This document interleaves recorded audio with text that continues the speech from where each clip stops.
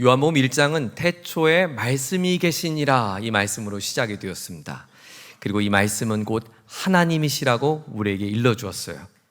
그 말씀이 육신이 되어서 우리 가운데 찾아오셨습니다.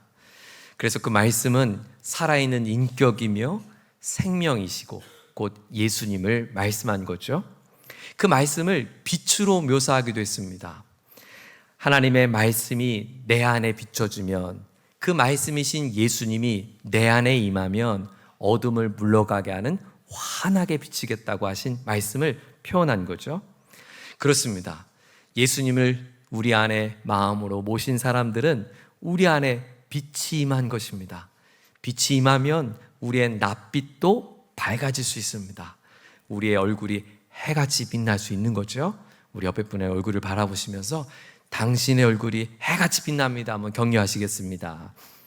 당신의 얼굴이 해같이 빛납니다. 아멘. 여러분, 사람이 언제 가장 답답함을 경험하죠? 아마 많은 일들이 있겠지만 상대방과 대화하는데 내 말을 못 알아들을 때처럼 답답할 때가 없어요. 부부싸움을 언제 하나요? 부부 사이의 갈등이 아마 10중 8구 대부분 서로 말귀를 못 알아들어서일 거예요. 주일 사역을 마친 어느 날이었습니다. 제가 소파에 누워서 야구 중계를 좋아하는 야구를 보고 있었어요. 그때 아내가 저를 부릅니다. 여보, 세탁기 건조기에서 빨래 좀 걷어주세요. 또 저는 착하잖아요. 그래서 네 대답하고 가서 빨래를 걷어왔습니다. 그리고 다시 소파에 누워서 마저 야구를 보고 있었어요. 근데 얼마 전에 알았어요. 그 아내가 빨래를 꺼내달라고 하는 아내의 말의 의미를요.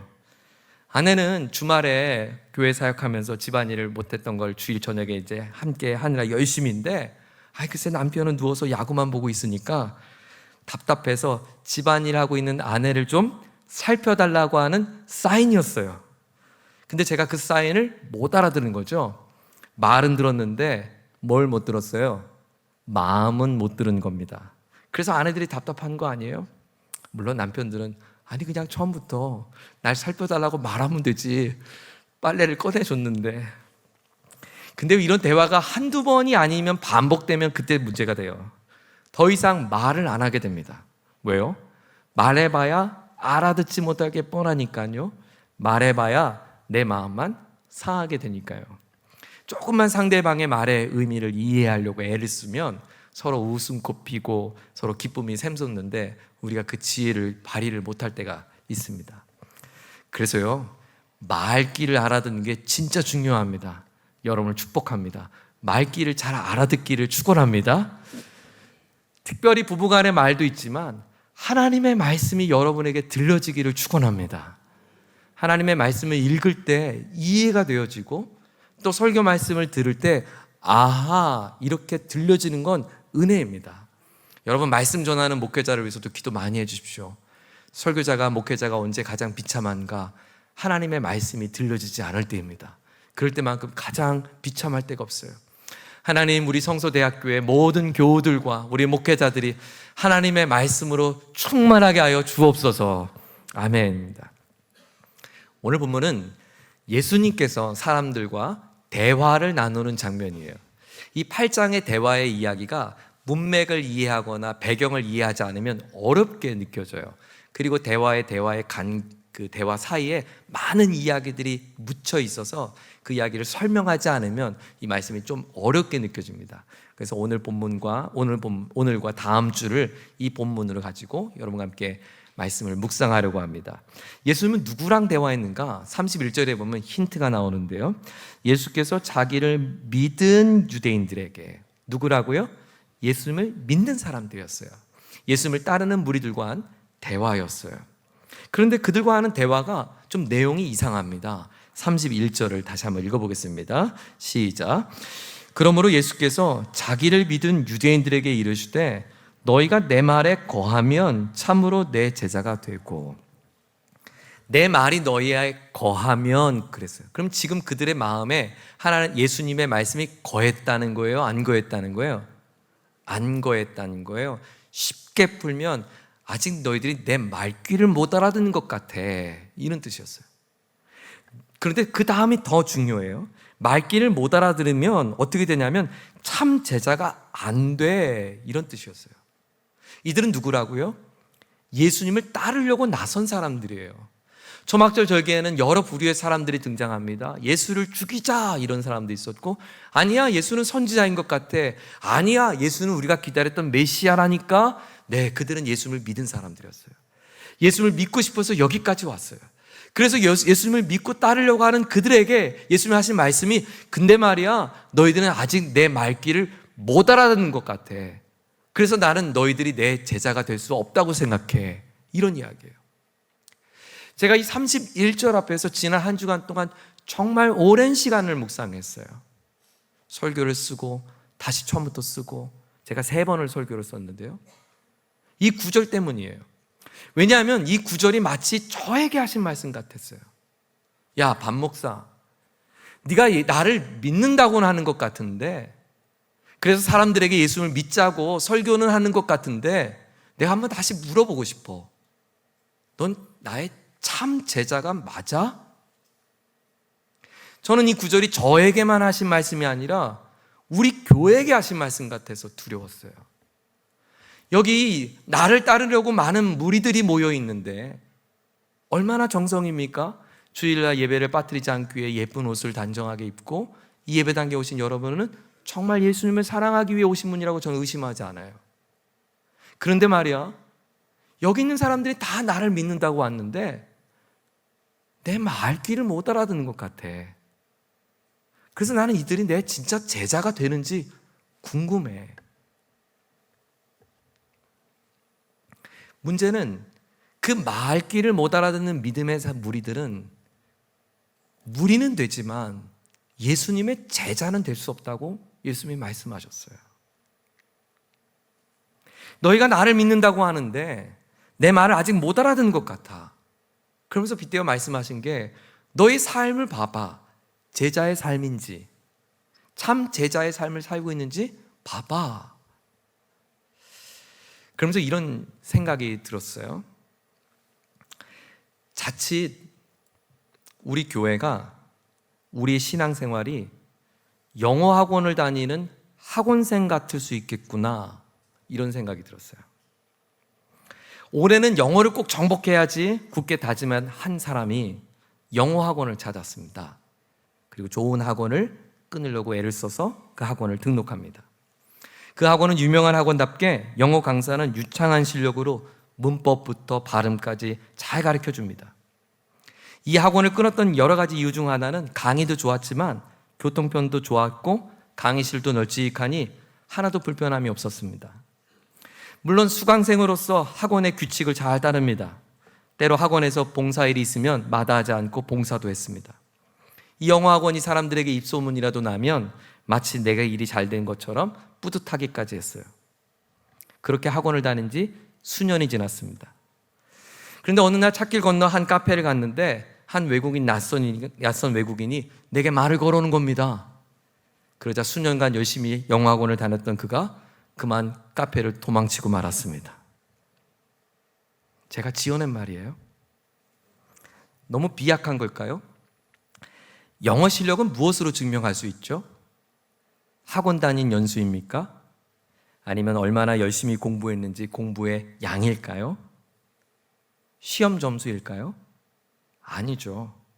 실제 카페에서 외국인과 대화할 수 있을 그때입니다. 사랑하는 교회 여러분, 우리의 믿음은 무엇으로 증명할 수 있을까요? 이 교회에 다닌 연수입니까? 여러분이 이곳에서 얼마나 믿음 생활을 했는지에 대한 많은 흔적들일까요? 그래서 받은 영예로운 직분입니까? 여러분이 매일 새벽을 누리는 경건의 시간입니까? 하루도 빠지지 않는 성경 읽기입니까? 봉사와 섬김의 헌신도입니까? 아니죠. 저를 포함한 우리 모두는 실제 먹고 사는 우리의 삶에서 믿음이 증명되어야 합니다. 나와 함께 밥을 먹는 내 자녀 앞에서 증명이 되어야 되고, 아내 앞에서 증명이 되어야 되고, 직장 동료들에게 증명이 되어야 되고, 우리가 이곳에서 증명이 되어야 합니다. 예수님은 대화를 이렇게 이어가셨어요. 자, 32절도 한번 보겠습니다. 32절 시작. 진리를 알지니 진리가 너희를 자유롭게 하리라. 너무나 익숙한 말씀이죠. 아마 기독교 학교마다 입구에 크게 써놓은 구절들을 여러분 한 번쯤 보셨을 겁니다. 근데 여러분, 진리를 알지니 진리가 너희를 자유롭게 하리라, 이 말씀은 아마 익숙하게 많이 들으셨을 텐데 여러분, 이 말씀이 이해가 되십니까? 저는 오랫동안 이 말씀이 도무지 이해가 되지 않았어요. 여러분, 자유가 뭐죠? 자유는 내가 마음껏 선택할 수 있는 게 자유죠. 내가 하고 싶은 거 누릴 수 있고 내가 결정할 수 있을 때 자유입니다. 근데 모태신앙으로 자랐던 저는 저의 어린 시절을 되짚어 보면 진리가 나를 자유롭게 하는 것은 거짓말이었어요. 하나도 자유롭지 않았어요. 오히려 진리가 나를 더 억압했어요. 제가 여러 번 여러분에게 나눴는데 이게 저에게 한이 맺혀서 또 여러분에게 나눕니다. 수능을 마친 다음 날이었습니다. 저는 시내 미용실에 가서 용돈 모아서 머리에 염색을 하고 집에 들어왔어요. 노랗게 물들인 거예요. 그때 유행했던 머리가 브릿지 염색이었어요. 중간중간 노랗게 하는 거죠. 어머니께서 저를 보시더니 세호야, 노랗게 물들었네, 한 말씀 하시곤 슈퍼에 가서 뭔가를 사오시고 검은 봉다리에 사오셨어요. 보니까 새치 염색약이었습니다. 한번 해봤으면 됐지 뭐. 그리고 저를 화장실로 데려가서 다시 저의 브릿지 머리를 까맣게 물들게 했어요. 제가 저희 어머니께 사정을 해서 여기만 남겨달라고, 그래서 요거만 붙잡고 제가 얼마나 마음으로 서럽게 울었는지 모릅니다. 진리가 너희를 자유케 하리라? 웃기고 있네. 진리를 알지니 진리는 나를 구속하리라. 적어도 저에게는 하나도 자유롭지 않았어요. 저에게 들려주는 진리는 무엇을 해라 혹은 무엇을 하지 말라라고 하는 메시지였어요. 끊임없이 하지 말아야 될 게 많아요. 근데 물론 예를 들면 술 먹지 마라, 뭐 다투지 마라, 그럼 안 하면 되니까 하지 않는 거는 어느 정도는 할 수 있겠는데, 문제는 해야 하는 거예요. 가령 이런 거예요. 사랑을 하래요. 용서를 하래요. 너의 것을 거저주래요. 아낌없이 주래요. 심지어 기도도 안 하면 죄래요. 전도해야 된다는 거예요. 그래서 저는 신앙생활을 하면 할수록 내가 하지 못한 일들을 보응하기 위해, 보답하기 위해, 그 죄책감을 이기기 위해 얼마나 헌신했나 몰라요. 얼마나 열심히 했나 몰라요. 그러나 저에게는 자유함보다는 기쁨도 있었지만 사실은 죄책감이 더 깊어졌습니다. 성경을 알면 알수록 나의 거룩지 못한 나의 내면의 모습 앞에 고개를 들 수 없는 죄책감으로 사로잡혔어요. 26 여름이었습니다. 부모님 목양지를 떠나서 처음으로 안산에 있는 한 외부 교회에서 교육전도사가 되었습니다. 당시 담임 목사님께서는 이 교육전도사를 영성 있는 사역자로 키우겠다라고 얼마나 저를 강하게 하셨는지 몰라요. 기도하지 않으면 사역이 될 수 없다고 주일을 앞둔 주말에는 강대상에 와서 기도하다 자래요. 그러면 같이 자든가. 본인은 사택 가시고 저는 여기서 담요를 깔고 강대상에서 주말마다 자야 했습니다. 그러면서 또 하신 말씀이, 전도사는 전도를 잘해야 전도사지, 안 그러면 삼류 도사가 된다고. 그래서 전도를 하라고 말씀하셔서 제가 우리 중고등부 학생들, 청년들 데리고 안산 고잔역 앞에 가서 기타 치며 노방 전도를 했어요. 노방 전도 하는데요, 여러분 해보셨습니까? 전도지 나누는 게 쉽지 않습니다. 거절하고 나를 무시하고 조롱당하는 게 싫으니까 그게 너무 싫은 거예요. 그래서 전도지 나누는 건 다 애들 시키고요, 저는 뒤에서 기타 치며 노래했어요. 이게 제일 쉽더라고요. 그리고 제일 뽐나고요.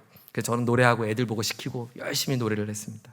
하루는 고잔역 앞에 기타 치며 노방 전도를 하는데요, 덩치 큰 이만한 사람들이 몇 사람이 찾아와서 우리를 때리려고 하는 거예요. 그때 제가 얼마나 무식했냐면, 이 찬양하면 노방 전도한다고 드럼까지 치면서 했거든요. 그래서 막 드럼을 부시려고 하는 거예요. 알고 봤더니 제가 거기 노방도했던 곳이 나이트클럽 앞이었어요. 재수 없었던 거죠. 근데요, 그날이 저에겐 얼마나 좋았는지 몰라요. 유명한 목사님들이나 겪을 만한 복음 전하다 핍박당했다, 나도 그 반열에 올랐다, 이 기쁨이요, 이게 얼마나 자랑스러운지 몰라요. 봤지? 나 복음 전하다 핍박당했어. 제가 얼마나 하나님 앞에 의기양양했는지 몰라요. 교육전도사 때요 정말 열심히 사역했어요. 제 아내가 증인이에요. 교회에서 만났거든요. 입에 피를 토하면서 주일마다 사역을 해서 제가 목이 안 쉰 적이 없었어요. 정말 열심히 최선을 다해서 사역했어요. 새벽 기도를요 노원에서 안산 고장역까지 새벽 기도를 다녔으면 말 다 했죠. 정말 열심히 사역했어요. 그런데 그렇게 목이 피가 나도록 열심히 사역했는데 제게는 자유함이 하나도 없었어요. 뜨거움은 남아있는데 자유롭지 않았어요. 왜 그랬을까요? 여러분은 어떠세요? 오늘 여러분은 저의 부끄러운 이야기를 들으며 아이고 목사님 좀 성숙이 덜 하셨네요. 여러분은 자유하십니까? 근데 오늘 말씀에 보니까 거기에 답이 있더라고요. 32절을 다시 한번 보겠습니다. 32절 시작. 진리를 알지니 진리가 너희를 자유롭게 하리라. 네, 가장 먼저 첫 번째로 우리는 이 진리에 대하여 오해했어요.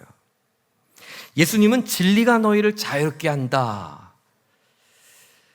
당시 로마가 다스리는 시대 아닙니까? 헬라 문화가 있었습니다. 헬라 철학의 사상을 갖고 있는 사람들에게 진리는 사실로 증명된 것을 진리라고 생각했어요. 그러나 유대 사람들이 갖고 있던, 히브리인들이 갖고 있던 사고는 좀 달랐어요. 히브리어로 진리는 에메트라고 하는데요, 이 재미있는 것이 에메트라고 하는 세 자음으로 되어 있는 단어인데 이 세 자음이 히브리어 자음 전체의 가장 첫 번째 되는 알레프, 그 다음에 맴, 가운데 있는 맴, 그리고 맨 마지막 탑으로 이루어져 있어요. 이 세 자음이 합쳐진 게 에메트예요. 그러니까 히브리 사람들은 진리를 뭐라고 생각했냐면 처음과 끝이 흔들리지 않는, 정 가운데서 흔들리지 않는 우리 삶을 지탱하고 있는 지혜, 그것을 진리라고 생각했어요. 히브리 사람들은 이 진리를 약간의 인격적인 것으로 그들은 생각했죠. 예수님은 그것을 말했어요. 너희들이 변치 않는 진리, 흔들리지 않는 근간이 되는 기준이 되는 이 에메트 진리, 이 진리가 너희를 자유케 할 거야. 그 예수님의 말씀에는 이 진리는 곧 인격인 생명인 예수님 자신을 빗대어 하신 말씀이었어요. 예수님 말씀하셨죠? 내가 곧 길이요 진리요 생명이니. 그러므로 이 말씀은 우리가 믿는 바의 내용을 알면 우리가 자유케 된다는 말이 아니에요. 우리가 믿는 바대로 신앙생활하는 그것이 나를 자유케 되는 것도 아니에요. 우리가 신학을 공부하면 내가 신앙의 자유를 얻는 것도 천만에 그런 것도 아니에요. 내가 자유케 되는 건 나의 믿는 바가 아니라 그 믿음의 대상이신 실체이신 예수님이 나를 자유케 한다고 말씀한 것입니다. 즉 무슨 말일까요? 예수님이 내 삶의 주인이 되셔야 내가 그때서야 자유할 수 있다는 거예요. 그런데 이 이야기를 들었던 33절에 사람들의 반응도 한번 볼까요? 시작. 그들이 대답하되 우리가 아브라함의 자손이라 남의 종이 된 적이 없거늘 어찌하여 우리가 자유롭게 되리라 하느냐. 혹시 여러분 가운데도 그런 분 계세요? 목사님 전 자유한데요, 제가 이렇게 마음껏 옷도 입었고 교회 오고 싶을 때 왔고 또 바쁘면 못 오고 저는 신앙생활 자유롭게 하고 있는데요 라고 말할 수는 있을 것 같아요. 유대 사람들이 그랬어요. 무슨 말이에요? 우린 자유한데요, 우린 아브라함의 후손으로 한 번도 종이 된 적이 없는데요. 거짓말이에요. 지금 그들은 로마의 속국인데 뭘 종이 아니에요. 이미 로마의 종으로 살고 있는데. 아니, 히브리라고 하는, 이스라엘이라고 하는 국가가 건설되기 전에 그들이 민족 히브리인으로 있었을 그때부터 그들은 애굽에 종살이 하지 않았습니까? 하나님이 그들을 건지셔서 국가를 만들었지만 결국 아수르에서 나라가 망했고, 남유다는 바벨론에서 나라가 망했고, 다시 페르시아가 바벨론을 때려눕혀서 그들은 페르시아의 속국이 되었고, 페르시아는 다시 그리스에게 점령당하고 로마에 점령당해서 오늘 여기까지 왔어요. 그들은 국가적으로 한 번도 민족적으로 자유된 적이 없는데 그들은 자유하다고 말했던 거예요. 왜 그들이 이런 거짓말을 했을까요? 뻔한 거짓말을 왜 했을까요? 그들의 마음으로는 자유하다고 생각했던 거예요. 우리는 나라는 이렇지만 아브라함 백성이다, 아브라함의 후손이라고 하는 그들의 정신적 생각만큼은 자유했던 게 분명해요. 우리는 국가는 이렇지만 내가 하나님의 선민이다, 하나님의 특별한 자녀라고 하는 이 정체성은 잃지 않았는데요, 우리 그것을 여기까지 지켜왔는데 그런 우리에게 무슨 자유를 하라고 말하냐고 예수님께 핀잔을 준 겁니다. 거기에 대해 예수님은 이렇게 응수하세요. 34절 예수께서 대답하시되 진실로 진실로 너에게 이르노니 죄를 범하는 자마다 죄의 종이라. 아니야. 너희들이 살아가는 삶에는 선민인 것처럼 보여지고 아브라함의 후손처럼 보여지지만 솔직히 봐봐. 너의 삶의 자리를 봐봐. 너희들은 여전히 죄 가운데 머물고 있는 죄의 종이잖아. 여러분은 죄의 종이라고 하는 이 글귀에 어떻게 느껴지세요? 목사님, 제가 잘못을 그렇게 많이 하려고 애쓴 사람은 아니잖아요. 저는 좋은 사람이 되려고 지금 이 예배당까지 왔고 이렇게 산 거 아닙니까? 물론 내가 완전하지 않으니까 내가 마더 테레사 같이 될 수는 없는 것은 사실이지만 그렇다고 해서 내가 엄청난 불의를 저지른 사람은 아니지 않습니까? 이렇게 반문하시는 분들이 있을런지 모르겠어요. 그런데 여러분 생각해 보세요. 그런 여러분은 그래서 자유하십니까? 여러분 그렇게 선한 사람으로 살았기 때문에 오늘 마음 편히 아무것도 의식되지 않는 자유함이 있습니까? 예를 들어 볼게요. 여러분은 오늘 교회 올 때 예쁜 옷을 고르셨을 텐데 이 예쁜 옷은 여러분이 예뻐서 입은 옷이세요? 아니면 누군가에게 예뻐 보이고 싶어서 입으셨어요? 아마 솔직히 후자일걸요? 내가 진짜 좋고 편한 옷만 입었으면 우린 더 반바지에 자유롭게 입고 왔을 텐데 저도 반바지 입고 설교하고 싶은데 여러분한테 예뻐 보여야 하니까 양복 입고 온 거죠. 여러분은 정말 다른 사람들의 시선으로부터 자유한가요? 시선은 그렇다 쳐요. 다른 사람의 말로부터는 자유한가요? 그 사람이 내게 무심코 던지는 한마디가 내 마음에 비수를 꽂아서 우리는 얼마나 마음 아파해요. 어린 시절 엄마가 했던 그 엄마도 기억 못하는 그 말 한마디가 내가 엄마가 됐는데도 잊혀지지가 않잖아요. 그리고 우린 그거를 트라우마라고 하고 상처라고 하죠. 자유하지 않아요. 우리는 꼭 중독에서 벗어나야만 자유한 게 아닙니다. 우린 이미 그 무언가의 사슬에 매여 있기 때문입니다. 그것이 감정적이든 삶이든. 여러분 물질도 마찬가지예요. 여러분은 자유하려고 돈을 버셨을 거예요. 여러분 그래서 자유하셨습니까? 매일매일 돈을 벌어도 매일매일 부족하죠. 자유하지가 않아요. 내가 열심히 추구하면 추구할수록 나는 더 속박되어 있지 자유하지가 않아요. 성경은 죄에 대해서 우리의 생각과 다른 관점으로 설명합니다. 여러분 죄를 오해하셨어요. 죄는 거짓말하는 것, 도적질하는 것은 죄가 아닙니다. 이것은 죄의 결과입니다. 그것을 죄의 악이라고 하죠. 죄의 결과예요. 성경이 말하는 죄는 뭐냐면 내가 주인으로 사는 상태, 그것을 죄라고 말해요. 이것을 신학적으로는 원죄라고 말합니다. 내가 주인 되려고 하는 상태. 죄가 영어로 뭐죠? sin입니다. sin. S-I-N. 가운데 있는 철자가 I예요. I. 동서남북에 내가 주인으로 살아가는 게 죄라고요. 내가 주인 된 거예요. 거짓말 왜 할까요? 내가 손해보는 게 싫어서. 도적질을 왜 할까요? 내가 갖고 싶으니까.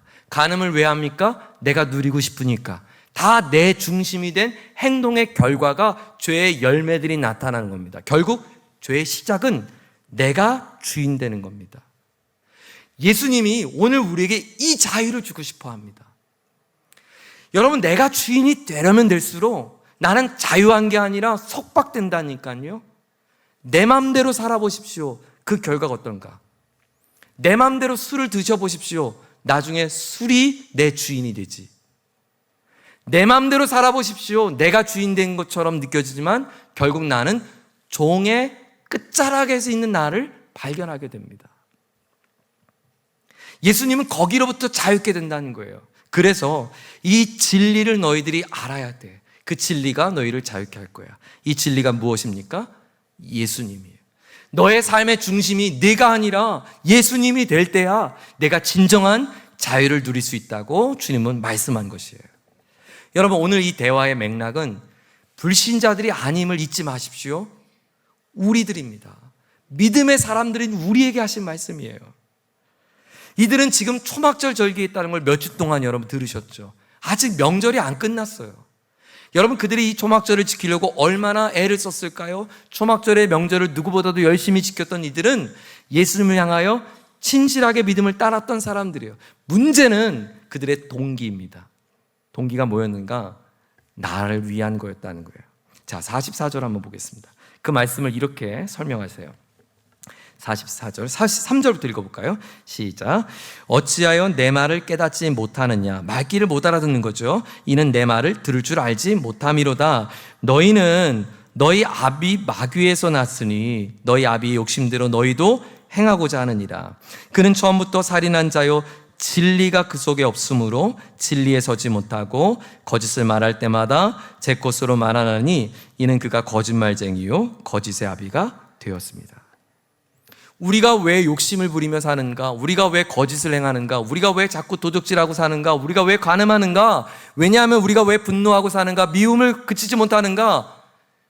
꼭 우리가 하는 일이 마귀가 하는 일과 같다는 거예요. 근데 그 마귀는 진리를 알지 못해서 진리를 거절했다는 거예요. 예수님을 거절했어요. 하나님을 거절했어요. 그래서 자기가 하나님 척한 거예요. 여러분, 사단이 인류에게 첫 번째 했던 속였던 속임을 기억하시죠? 이건 먹으면 너 하나님처럼 될 수 있어가 선악과를 유혹했던 마귀의 첫 번째 메시지입니다. 이건 먹으면 하나님이 된다는 거예요. 이건 먹으면 네가 주인이 된다는 거예요. 내가 주인 되려고 사니까 오늘 나도 꼭 마귀 짓하고 마귀처럼 자유가 없고 마귀가 주는 그 선악과 먹어서 숯불에 숨어 지내고 있는 그 처량한 인생이 되고 있지 않냐라고 말하는 거예요. 사랑하는 여러분, 한번 우리 정직히 돌아봤으면 좋겠어요. 저와 여러분의 신앙생활의 첫 동기는 무엇입니까? 네, 우리는 하나님을 기쁘시게 하기 위함이었어요. 하나님께 영광 돌리기 위함이 맞습니다. 저는 의심하지 않아요. 여러분의 봉사했던 거, 섬겼던 거, 여러분이 수고했던 모든 동기는 다 하나님의 기쁨이 되기 위한 건 맞아요. 성가대 맞죠? 하나님의 기쁨 되기 위해 찬양한 거 맞죠? 아멘. 근데 여러분 다시 질문해 볼게요. 여러분 언제 그 성가대 가장 먼저 그만두고 싶으셨어요? 내 마음 안 들 때,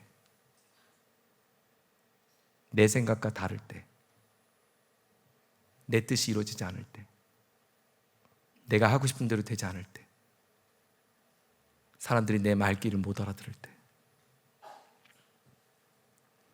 나도 모르게 내가 주인 노릇하고 있어요. 그래서 예수님은 말씀합니다.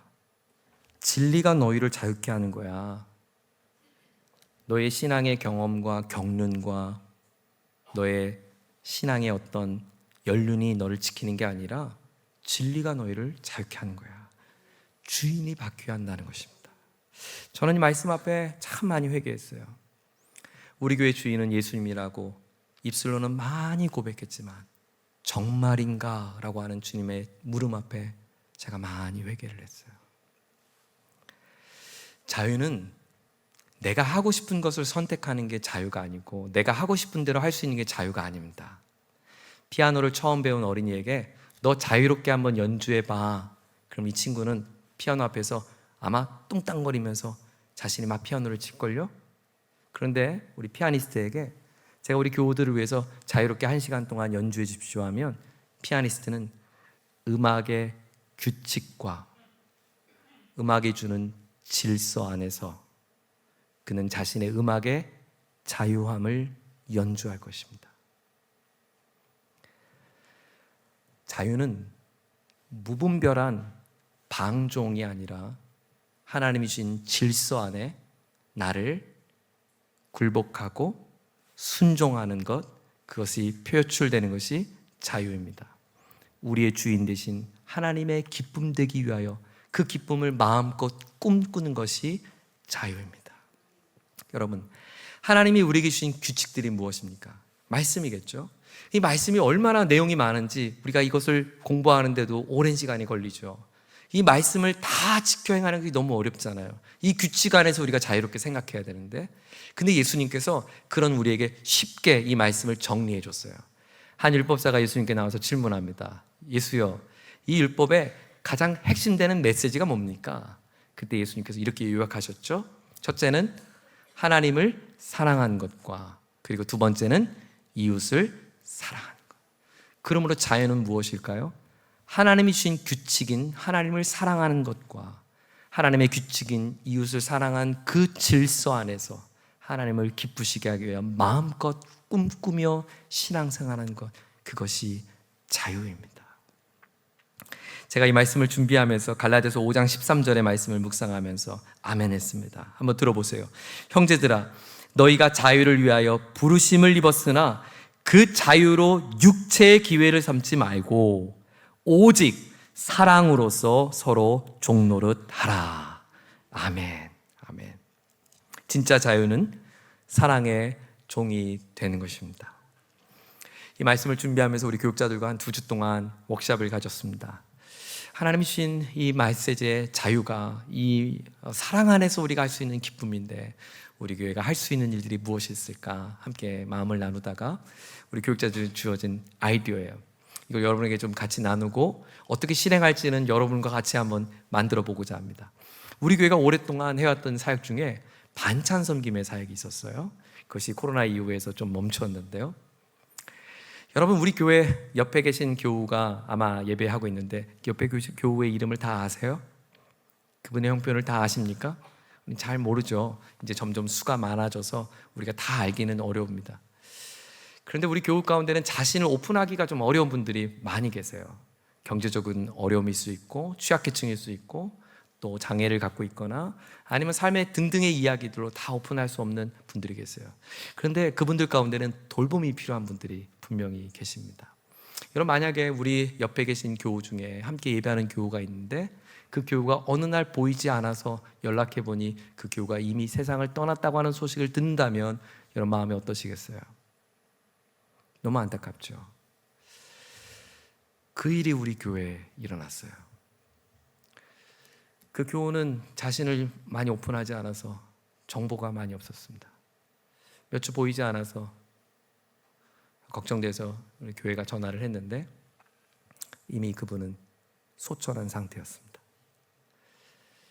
수소문 끝에 그에겐 딸이 있었다는 걸 알았는데 딸이 누구에게 알리지 않고 조용히 장례를 치렀다는 이야기를 듣고 제 안에는 많은 낙심과 슬픔이 밀려왔습니다. 첫 번째는 목회자로서 저의 책임이 큽니다. 더 잘 살펴야 했는데 그러지 못한 저의 불찰입니다. 그러나 교회 여러분, 여러분도 우리 식구 아닙니까? 왜 여러분에겐 책임이 없습니까? 왜 이 책임이 저에게만 있습니까? 우리 모두의 책임 아닙니까? 저는 여러분과 함께 다시 시작해보고 싶습니다. 예수님이 하신 말씀을, 하나님이 하신 말씀을 저는 용기 있게 여러분 눈치 보지 않고 이제부터 설교하려고 합니다. 그래서 우리 교회 예수님을 믿는 많은 무리들이 아닌 진짜 제자들이 모인 교회로 세워가고 싶습니다. 여러분도 결정하십시오. 그 예수님 말씀 앞에 아멘 하십시오. 부연 설명 닫지 말고 아멘 하시고 같이 순종하며 그 말씀을 함께 이뤄가 보려고 합니다. 어떻게 해요? 하나님 주신 질서 안에서요. 하나님을 사랑하는 것과 이웃을 사랑하는 이 질서 안에서 우리가 이 사랑을 실천해 보려고 합니다. 그래서요, 반찬 잘 만드시는 분들은 반찬 좀 만들어 주세요. 그럼 우리 학생들과 어린이들과 청년들과 반찬 못 만드는 우리 형제들과 함께 배달을 좀 하려고 합니다. 홀로 계신 분들, 마음의 문이 열려야 되는 분들에게 찾아가려고 합니다. 이것이 좀 여유로우면 우리 학교에 외롭게 지내는 학생들에게 기숙사에 반찬도 채워주고 싶습니다. 조금 더 여력이 생기면 이 노원에 50만이 산대요. 우리가 50만은 다 먹여 못 살리지만 5가정이라도 또 10가정이라도 우리가 섬길 수 있다면 그분들에게 섬기는 일을 해보려고 합니다. 그래서 주일날 예배 마치고 국수 맛있게 먹고 서로 만든 반찬을 들고 그 이웃을 찾아가면서 축복의 기도 한마디 해주고 돌아올 수 있으면 얼마나 하나님이 기뻐하실까요? 사실 제가 작년에 창세기 설교하면서 우물가에 대한 비전을 갖고 우리 교회가 우물교회가 되게 해주십시오라는 마음을 가지고 여러분과 함께 여러 지역교회를 섬기는 사역을 시작했습니다. 솔직히 저에게는 그 사역을 진행하면서 제가 그 사역을 왜 결정했는가 묻는다면 그 사역은 가시적으로 확인이 되잖아요. 여러분의 봉사하는 것이 눈에 띄잖아요. 그래서 우리의 사역들이 잘 보여줄 수 있잖아요. 거기에 제 마음이 있었더라고요. 하나님께 영광을 돌리기 원했지만 우리 교회가 영광 받고 싶었던 마음이 솔직히 제 안에 있었습니다. 오늘 하나님 앞에 그 마음을 회개합니다. 우리가 주목받고 영광받는 사역 말고 정말 우리의 한 영혼이 살아나고 하나님이 영광 받으시는 사역을 우리 같이 꿈꾸는 교회가 되고 싶습니다. 여러분 그 일을 위해서 기도해 주십시오. 그리고 그 일에 동참해 주십시오. 목사님, 저는 반찬에 소질이 없고 또 배달도 저에겐 좀 버거운데요. 괜찮아요. 헌금 많이 하시면 돼요. 여러분들 얼마든지 섬길 수 있습니다. 함께 일에 동역해서 우리 교회 모든 분들 이곳에서 함께 행복하게 믿음 생활하며 하나님 기쁨이 되어지는 그런 교회 같이 만들어가는 우리 모두가 되기를 예수님의 이름으로 권면드립니다. 모두 자리에 일어나시겠습니다.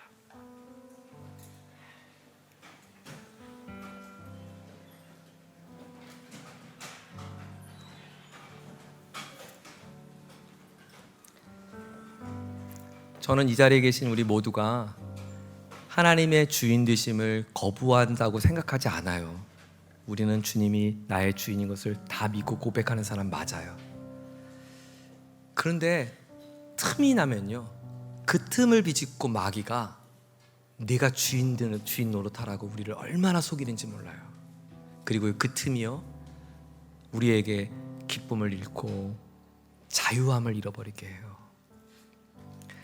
오늘 이 찬양 주님 앞에 올려드릴 때 내가 주인 삼은 모든 것을 내놓겠습니다. 이 고백 속에 하나님이 우리의 인생의 진정한 주인 되심을 고백하고 부족하고 부끄러웠던 우리의 모습을 내려놓고 하나님이 주신 진리 안에서 자유를 누릴 수 있는 우리 모두가 되게 해달라고 우리 기도하는 마음으로 이 찬양 주 앞에 올려드리겠습니다.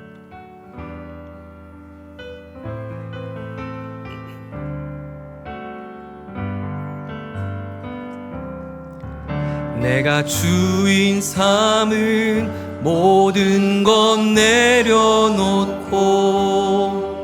내 주 되신 주 앞에 나가 내가 사랑했던 모든 것 내려놓고